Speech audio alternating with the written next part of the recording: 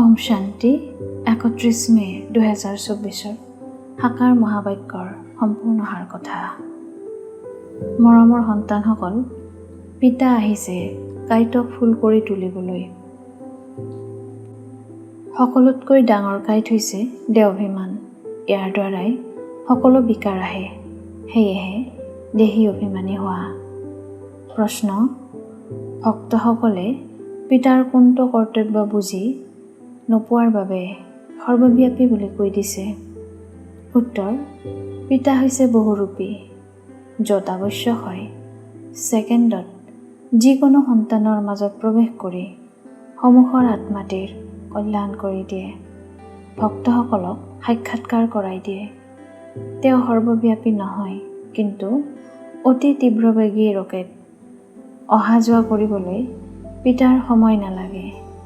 এই কথাটি বুজি নোপোৱাৰ বাবে ভক্ত লোকসকলে সৰ্বব্যাপী বুলি কৈ দিয়ে।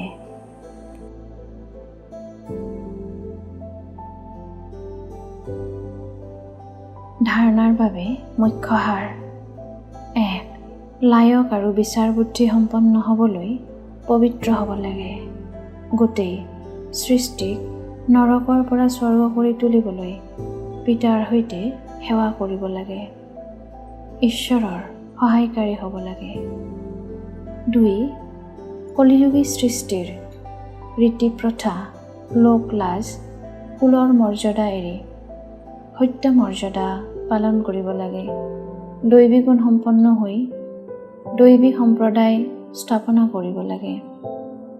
বৰদান: অপবিত্ৰতাৰ অংশ, আলস্য আৰু অমনোযোগিতা ত্যাগ কৰোঁতা সম্পূৰ্ণ নিৰ্বিকাৰী হোৱা।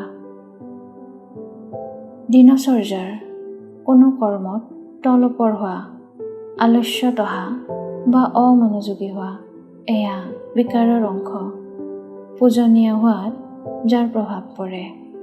যদি তোমালোকে অমৃতবেলা নিজক জাগ্ৰত কৰি স্থিতিত অনুভৱ নকৰা, বাধ্যত পৰি বা এলাহ কৰি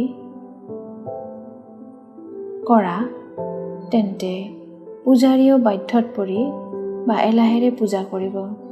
সেয়েহে আলস্য আৰু অমনোযোগিতাও ত্যাগ কৰি দিয়া, তেতিয়া সম্পূৰ্ণ নিৰ্বিকাৰী হ'ব পাৰিবা। শ্লোগান: সেৱা নিশ্চয় কৰা, কিন্তু ব্যৰ্থ খৰচ নকৰিবা। আনন্দৰূপী সম্পদেৰে সম্পন্ন সৌভাগ্যৱান আৰু প্ৰসন্নচিত্ত হ'বলৈ আজিৰ অব্যক্ত সংকেত। আমাক প্ৰতিপালন কৰোঁতা, শিক্ষা, শ্ৰীমত আৰু বৰদান দিওঁতা, দিনচৰ্যাৰ সকলোতে সান্নিধ্য দিওঁতা হৈছে স্বয়ং পৰমাত্মা। এই ভাগ্য স্মৃতিত ৰাখি সদায় আনন্দত তুলি এইটোৱে গীত গাই থাকা: বাহ মোৰ ভাগ্য। ওম শান্তি।